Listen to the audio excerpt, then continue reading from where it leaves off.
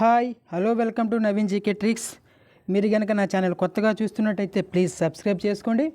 ఈరోజు అనగా జనవరి 5, 2026కు సంబంధించి ఎలాంటి కరెంట్ అఫైర్స్ ఉన్నాయో ఒకసారి చెక్ చేసుకుందాం. ముందుగా భారత్ తీర రక్షక దళంలో తొలి కాలుష్య నియంత్రణ నౌక సముద్ర ప్రతాప్ను ప్రవేశం. అయితే దీనిని ప్రారంభించిన వ్యక్తి ఎవరంటే మనకి రక్షణ శాఖ మంత్రి రాజ్నాథ్ సింగ్ గారు ప్రారంభించడం జరిగిందండి.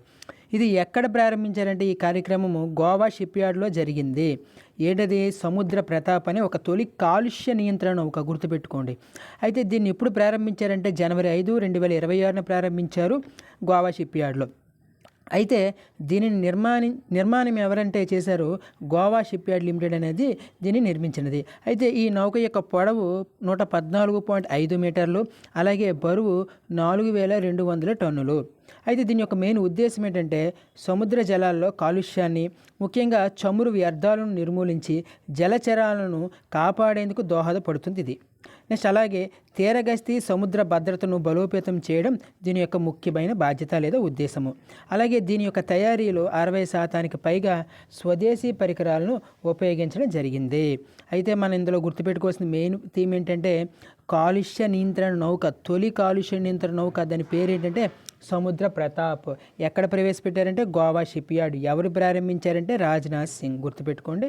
వాటి యొక్క పొడవులు, బరువులు కూడా చూసుకోవాలి. ఎప్పుడు ప్రారంభించారంటే 5వ తేదీన ప్రారంభించడం జరిగింది. నెక్స్ట్ వన్ చూసుకుంటే 2026ను year of networking and data సెంట్రిసిటీగా ప్రకటించిన భారత సైన్యం. భారత ఆర్మీ ఎలా ప్రకటించిందంటే year of networking data centricity. యాక్చువల్గా జనవరి 1 భారత సైన్యం ఆర్మీ చీఫ్ అయిన ఉపేంద్ర ద్వివేది నాయకత్వంలో 2026 సంవత్సరాన్ని ఈ విధంగా ప్రకటించారు. ఏ విధంగా అంటే year of networking and data centricity 2026ను.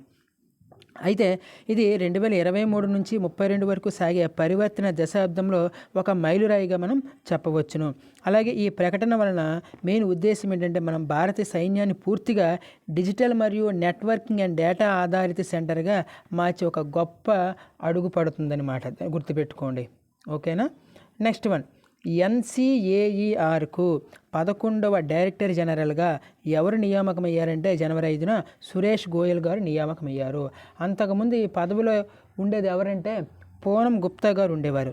అయితే పూనం గుప్తా గారు ఆర్బీఐ డిప్యూటీ గవర్నర్గా చేరడం వలన ప్రస్తుతం ఆ పదవిలో డైరెక్టర్ జనరల్గా సురేష్ గోయల్ గారు నియమించబడ్డారు. యాక్చువల్గా ఆర్బీఐ డిప్యూటీ గవర్నర్ 4 ఉంటారు. అందులో ఒక ఆవిడ ఈవిడ ఎవరు మనకి పూనం గుప్తా. అసలు ఈ ఎన్సీఈఆర్ అంటే ఏంటి అంటే national council of applied economic research. దీని యొక్క మెయిన్ ఉద్దేశం ఏంటి? ఆర్థిక విధానాలపై పరిశోధన, అభివృద్ధి మరియు కార్యక్రమాలపై అధ్యయనాలకు ఇది ప్రసిద్ధిగాంచినది. ఏది? NCAER, national council of applied economic research. గుర్తుపెట్టుకోండి. నెక్స్ట్ టాపిక్ చాలా ఇంపార్టెంట్ టాపిక్ అండి. ప్రపంచంలోనే అతిపెద్ద బియ్యం ఉత్పత్తిదారునిగా భారత్. ప్రపంచంలోనే అతిపెద్ద బియ్యం ఉత్పత్తిదారునిగా భారత్.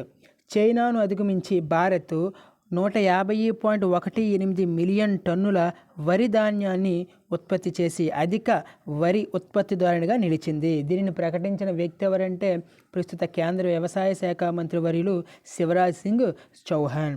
అయితే భారత్ యొక్క ఉత్పత్తి ఎంత టన్నుల పరంగా చూసుకుంటే 150.18 మిలియన్ టన్నులు. రెండవ స్థానం ఎవరు వెళ్ళారంటే చైనా 145.28 మిలియన్ టన్నులకు చేరడం జరిగింది. చైనాను అధిగమించింది భారత్. నెక్స్ట్ అలాగే 25 విభిన్న పంటలకు చెందిన 184 కొత్త విత్తన రకాలను కూడా విడుదల చేయడం జరిగింది. యాక్చువల్గా ఈ విత్తన రకాలను అభివృద్ధి చేసిన సంస్థ ఏదంటే ఐసీఏఆర్. యాక్చువల్గా ఎప్పుడు ఏర్పాటు చేయడం జరిగిందంటే 1929లో జరిగింది. Indian council for agriculture research అంటాము. ఓకేనా?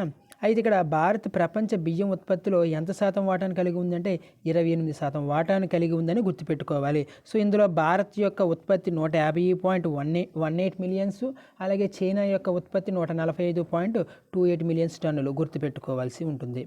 నెక్స్ట్ టాపిక్ చూసుకుంటే స్పోర్ట్స్కి సంబంధించి 2వ ఖేలో ఇండియా బీచ్ గేమ్స్ 2026లో జనవరి 5న ప్రారంభించడం జరిగిందండి. దీని యొక్క ముగింపు వేడుకలు ఎప్పుడంటే 10వ తేదీన ముగుస్తుంది. అయితే ఎక్కడ ప్రారంభించబడిందంటే దాద్రా నగర్ హవేలీ అండ్ డామన్ డయ్యూ ఇది హోస్టింగ్ ప్రదేశము. అయితే ఎక్కడ ప్రారంభించారంటే గోగ్లా బీచ్, అది ఎక్కడ ఉందంటే డయ్యూలో ఉంది. మొట్టమొదటిగా దీన్ని ప్రారంభించడం జరిగింది జనవరి 5న.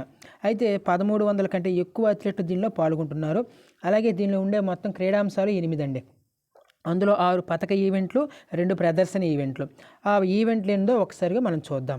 ఆ ఈవెంట్ ఏంటంటే చూడండి ఒకసారి: beach soccer, beach volleyball, beach sepak takraw, beach kabaddi, open water swimming, beach pencak silat, mallakhamb and tug of war. ఈ 2 కూడా ప్రదర్శన ఈవెంట్లు అండి, గుర్తుపెట్టుకోండి. ఈ 6 కూడా పతక ఈవెంట్లు.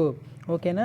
గోగ్లా బీచ్ గుర్తుపెట్టుకోండి, డయ్యూలో ప్రారంభించడం జరిగింది. యాక్చువల్గా హోస్టింగ్ కంట్రీ మనకి 2 యూటీలు అంటాము, కేంద్రపాలిత ప్రాంతాలను కలిపివేయడం జరిగింది. దాద్రా నగర్ హవేలీ అండ్ డామన్ డయ్యూ మనకి డయ్యూలో ఉంది. ఈ గోగ్లా బీచ్ అనేది గుర్తుపెట్టుకోవాలి.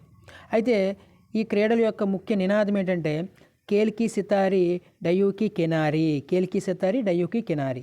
నెక్స్ట్ దీని యొక్క మస్కట్ చూడండి, పియర్ల్ అండ్ దీని డాల్ఫిన్ అంటారు, ది డాల్ఫిన్, గుర్తుపెట్టుకోండి. నెక్స్ట్ టాపిక్ చూద్దాం. ఆంధ్రప్రదేశ్ సంబంధించి వైఎస్ఆర్ కడప జిల్లా పుష్పగిరిలో శ్రీకృష్ణుడి గీతోపదేశం కుడ్య శిల్పం గుర్తింపు.